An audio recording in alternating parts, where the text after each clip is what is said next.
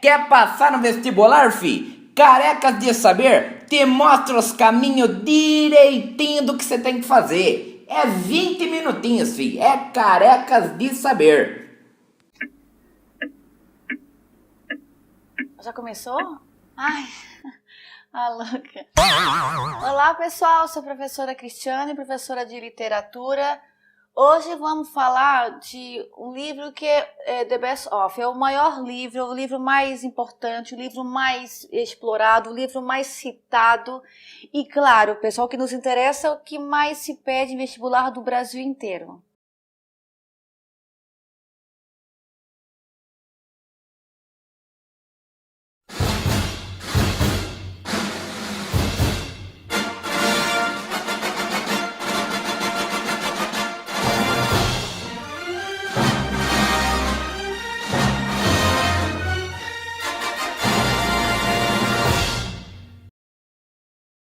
Memórias Póstumas de Brás Cubas, do nosso Machado de Assis.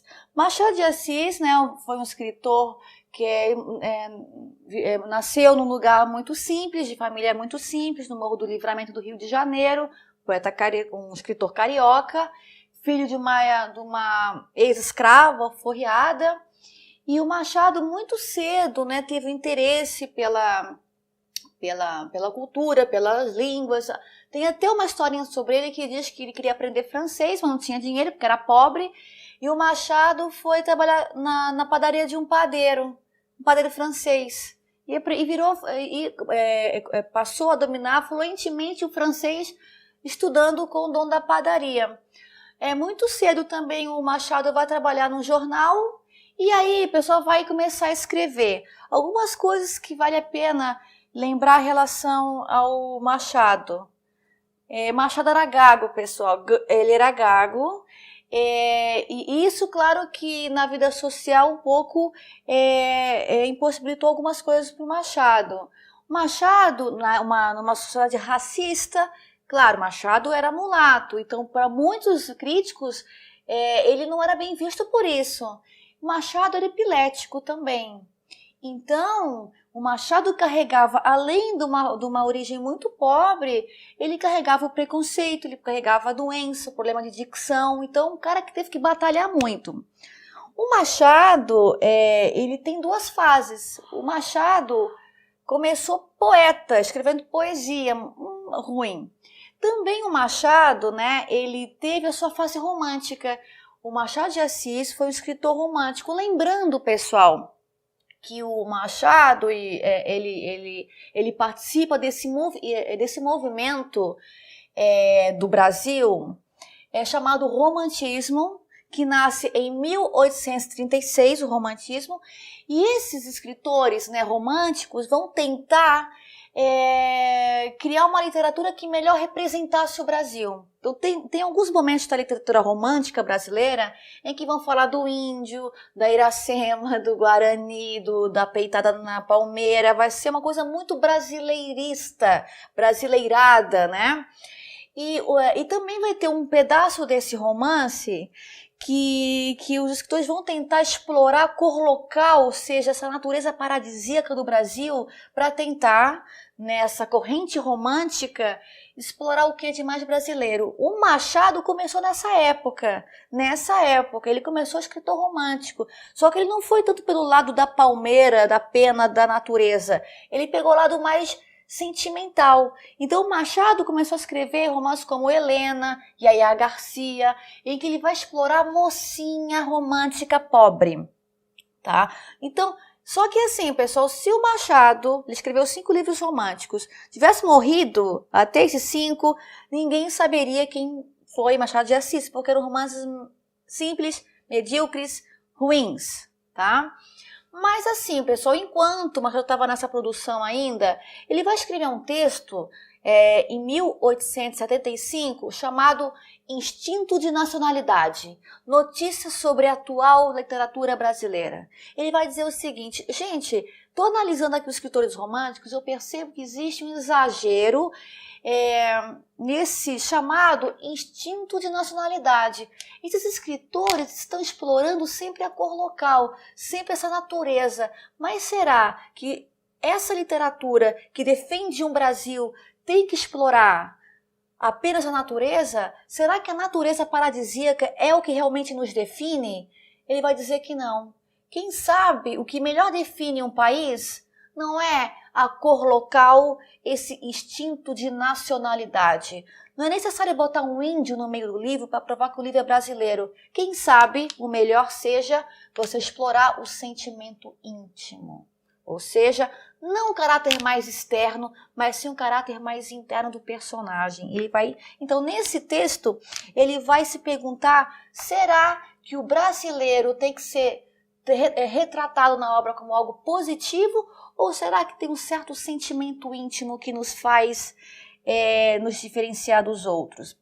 E assim, pessoal, o Machado de Assis, ele vai perceber que o brasileiro sempre tem a tendência de adotar de maneira passiva as ideias europeias. Então, parece que as ideias lá da Europa, de liberdade, de abolição da escravatura, tudo isso lá é muito bonito, as teorias de liberdade, só que quando vem para o Brasil, parece que só vem a casca. Porque quando chega no Brasil, as ideias estão fora do lugar. A gente adapta as ideias da Europa até o momento que essas ideias me prejudicam. Quando me prejudicam, já não quero mais. Qual é a principal ideia aqui que eu estou falando, pessoal? Justamente a abolição da escravatura. Vocês sabem que o Dom Pedro I, quando negociou a independência, que foi um negócio, ele negociou a abolição da escravatura para os europeus, com os europeus, e negociou com os brasileiros, os donos de escravos, negociou a manutenção da escravatura. Você percebe que há uma certa volubilidade, ou seja, esse caráter tipicamente brasileiro, quem sabe, que nos faz adotar, ajustar as ideias europeias ao nosso interesse. Quem sabe seja isso o que mais define o brasileiro. Esse sentimento íntimo é, na verdade, uma volubilidade. O nosso herói brasileiro não é, quem sabe, um herói, mas um anti-herói, tá? E por que tudo isso, pessoal? Porque isso é o mote de Memórias Póstumas de Brás Cubas, a obra que vai inaugurar o realismo no Brasil, levando em conta que na Europa o realismo ele inicia em 1857, com Madame Bovary e Gustave Flaubert, mas no Brasil leva esse tempo todo e é publicado em 1881. Gente, essa obra vai mostrar não somente a cara, mas quase que o corpo mesmo, o esqueleto do que é o tipicamente brasileiro. É a história de Brás Cubas. Mas Brás Cubas, gente, você abre o livro e vai ter a seguinte mensagem, né? Dedico ao verme que primeiro roeu as minhas frias carnes, como saudosa lembrança, essas memórias póstumas. Ou seja, não é o Machado que está escrevendo a dedicatória, é o próprio defunto. Alguém morreu e está dedicando ao verme, não ao verme, as suas memórias. É um livro de memórias, pessoal. E quem vai contar? Quem vai contar vai ser o Brás Cubas. Mas, na verdade, bem no começo ele vai nos perguntar, ele vai revelar. Não sei se começaria o texto pelo começo ou pelo fim. Já que não sei se sou propriamente um autor defunto, mas um defunto autor. Nossa, essa parte é genial. Por que ele está começando o texto assim? Porque o Brás Cubas não é propriamente um autor defunto, ou seja, um autor que foi escritor ao longo da vida e morreu, mas sim um defunto autor. Alguém que morreu e depois virou autor. Daí você pensa, gente, isso é realismo? Acabei de falar que o realismo no Brasil começa em 81 e o nome do livro é Memórias Póstumas. O herói escreve depois de morto. O que tem de realista nisso? Olha a crítica do Machado. As ideias da Europa, o realismo europeu, vem para o Brasil adaptado. É aquele jeitinho brasileiro. As ideias fora do lugar. Quando o Machado começa o realismo no Brasil em 81, ele já começa colocando pelo avesso o próprio realismo. Isso aí é tatuagem, tatuem isso, pessoal. O Machado põe pelo avesso o próprio realismo quando escreve esse livro. Pois bem, pessoal, lá o Brás Cubas vai de maneira muito irônica contar suas memórias, mas ele ele não vai ter uma narrativa linear. É uma narrativa fragmentada, ou seja, ele vai contando a sua história como da na telha, ele vai contando. Mas a gente faz uma análise cronológica, nós vemos que ele nasceu em 1805, tá? Um pouco antes da chegada da família real, que chega em 1808, e vai até 1869. Ou seja, a vida de Brás Cubas passa pela família real, Dom Pedro I e Dom Pedro II. E vai contando como que ele viveu durante esses 3 momentos. Pois bem, pessoal, como que ele morre? Ele vai logo explicando como que ele morre. É que o Brás Cubas, ele já velho, né, com quase 60 anos, ele tem uma ideia para ficar famoso. Ele tem a ideia de criar um emplasto Brás Cubas, um emplasto que vai acabar com a melancolia humana. Então ele começa a ficar fixo nessa ideia. Inclusive, né, ele vai nomear esse desejo de ideia fixa e vai ficar pensando como eu vou criar esse emplasto, esse remédio. Só que, na verdade, o Brás Cubas não está tão interessado, pessoal, em criar o remédio. Como ele mesmo diz, é pela sede de nomeada, é somente pelo gosto de eu observar o meu nome dentro de um produto, o meu nome na embalagem de um produto. Primeiro parêntese aqui, pessoal, primeiro asterisco, primeira observação, é o desejo de fama, apenas o desejo de nomeada que faz com que Brás Cubas queira ser um farmacêutico, um pesquisador. Ele fica tão fixo nisso que num dia ele deixa a janela aberta, pega um vento, fica com pneumonia e morre. Ou seja, Brás Cubas, segundo ele próprio e conta as suas memórias, não morreu de pneumonia, morreu por uma ideia fixa. Olha aqui já uma crítica a essas máscaras sociais, né? Logo depois ele vai contar sobre a sua família, sua origem e depois, pessoal, ele vai contar já com 18 anos, em 1822, ou seja, quando o Brasil vai estar sendo um país independente, ou seja, com maioridade, Brás Cubas vai ter também 18 anos. Olha só como ele está pensando na história do Brasil. Quando tem 18 anos, ele vai, então, se apaixonar por uma cortesã, que é a Marcela. Então, aqui o Brás Cubas, com 18 anos, vai representar o Brasil com 18 anos. Só que, olha só, olha o que o Machado está querendo nos dizer.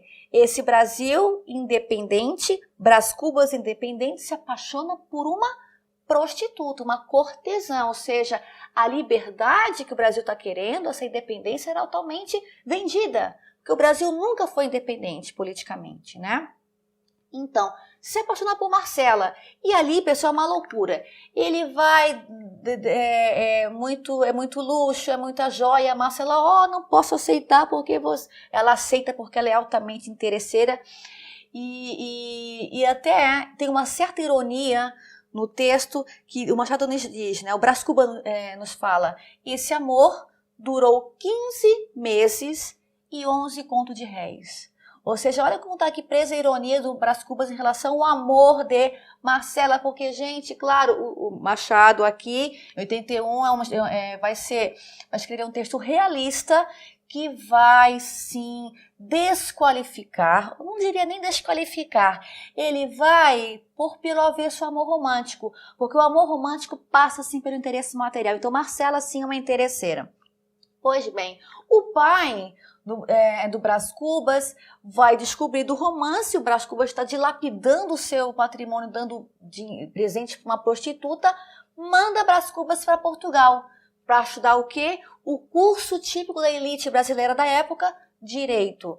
Lá, o Brás Cubas vai aprender não a ser um bom advogado, mas ele vai aprender a casca do direito, vai aprender a falar como um bacharel em direito, porque uma coisa que o Machado vai explorar muito não importa o que a pessoa aparenta, ela tem que aparentar segundo a sua linguagem, falar enquanto um nobre, não somente aparentar visualmente um nobre. E o Brás Cubas vai aprender a maior lição, que é justamente a lição dessa linguagem persuasiva. E ele vai ser muito irônico, esse diploma só serve mesmo pela fala, pela casca da linguagem.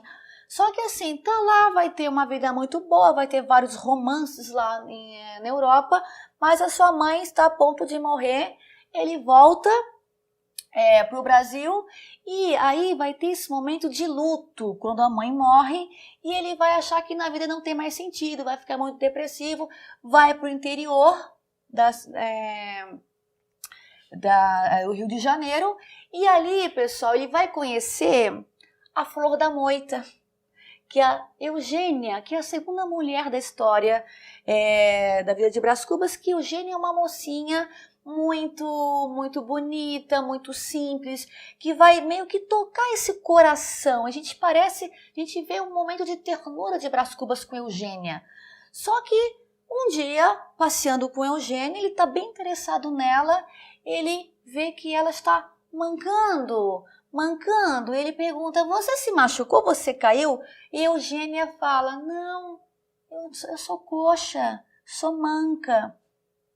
Para uma pessoa como o Brás Cubas, que é altamente interesseiro, volúvel, vaidoso, ele vai dizer, por que bela se coxa? Por que coxa se bela?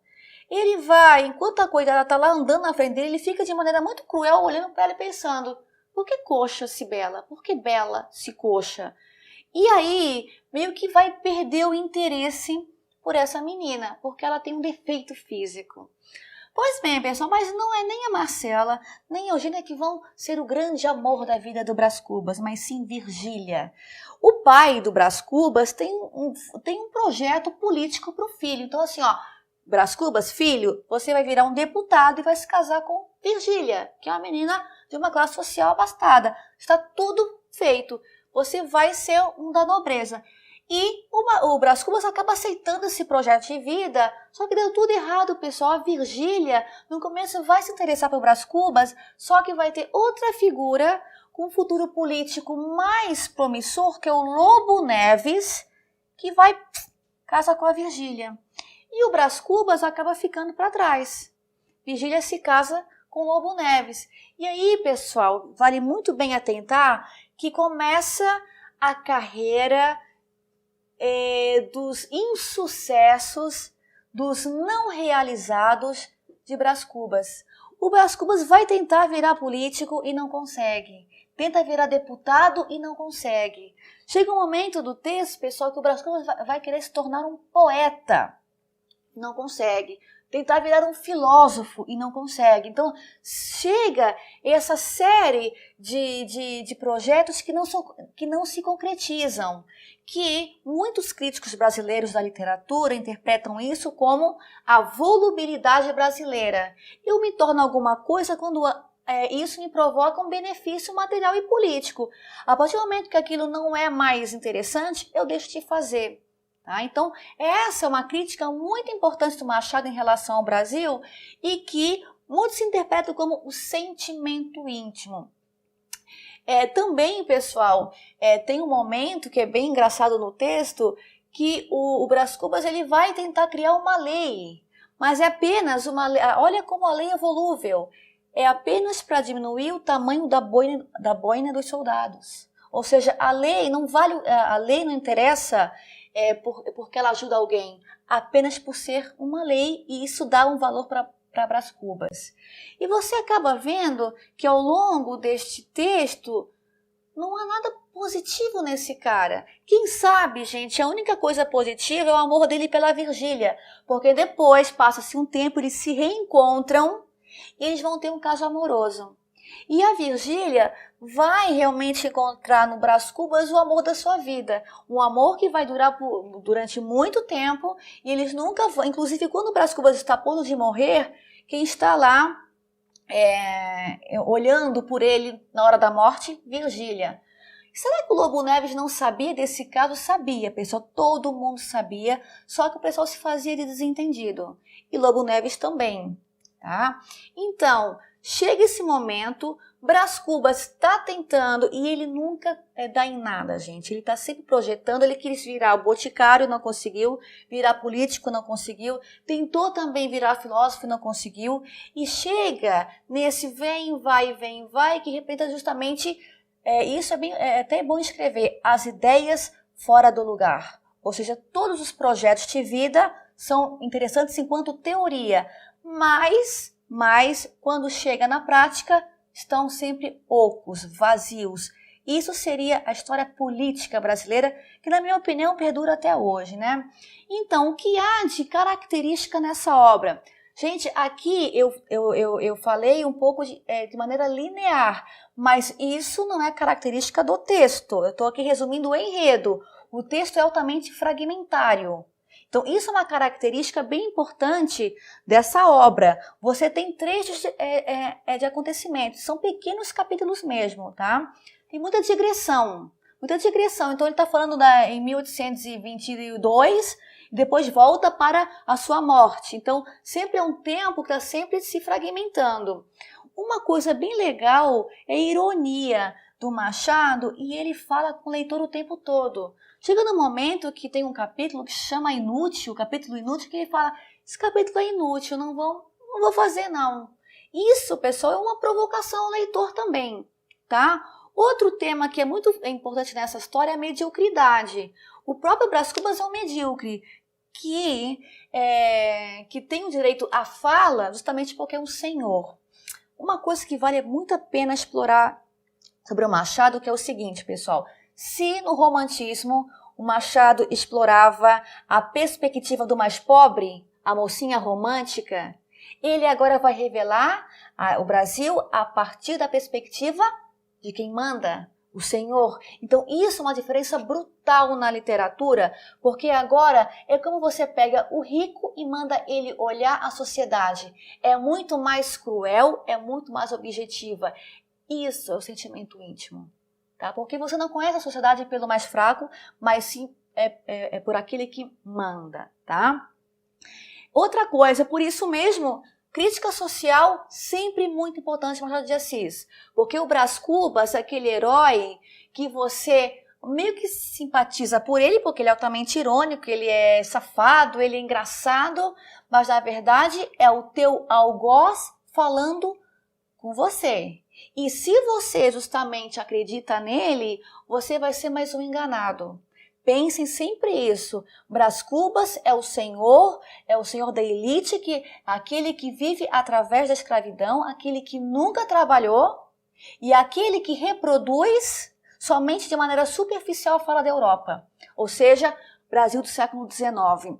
E assim, gente, chega no final da história e ele fala, e ele chega a essa conclusão, né? Já morto. Não fui filósofo, não fui poeta, não fui político, nem casado fui. Ou seja, não fiz nada, não sobrou nada. Aí então chega uma das frases mais importantes da literatura brasileira e das mais cruéis. Ele diz, pois bem, não tive filhos, não transmiti a nenhuma criatura o legado da nossa miséria. É assim que termina o livro, pessoal. Justamente para mostrar como que o mundo não tem sentido, como o mundo é carregado de materialidade e interesse social e que, na verdade, é o que nós temos. A grande sabedoria é você ter consciência dessa volubilidade. E para fechar, pessoal, vale a pena lembrar que uma das teorias que aparece na obra é o humanitismo. Tá? O humanitismo, que é uma conversa entre Quincas Borba que é o amigo, né, de Brás Cubas, e Brás Cubas. Gente, o que lembra o humanitismo? O humanismo. Só que o humanitismo vai ser uma caricatura do humanismo. Como se o humanismo vai preservar a humanidade, a piedade, a ideia de razão, o humanitismo é sempre vencer o mais forte. Mas não é justamente isso que nos ensina Brás Cubas? A você tentar, pela aparência, você vencer? E o mais cruel dessa história toda é que o Brás Cubas é tão medíocre que nem pela aparência ele conseguiu vencer. Ou seja, ele não transmitiu para ninguém o legado da nossa miséria. Quem sabe seja por isso que ele escreveu esse livro. Tá, pessoal? Uma história. Essa é a grande obra, é um divisor de águas. Existe a literatura brasileira justamente original a partir de Machado. E o fato de ser um defunto autor, ou seja, um narrador que se diz escritor depois da morte é uma grande novidade, uma grande modernidade que coloca Machado entre os grandes da literatura universal. Pois bem, pessoal, essa foi a aula de hoje. Até a próxima. Tchau.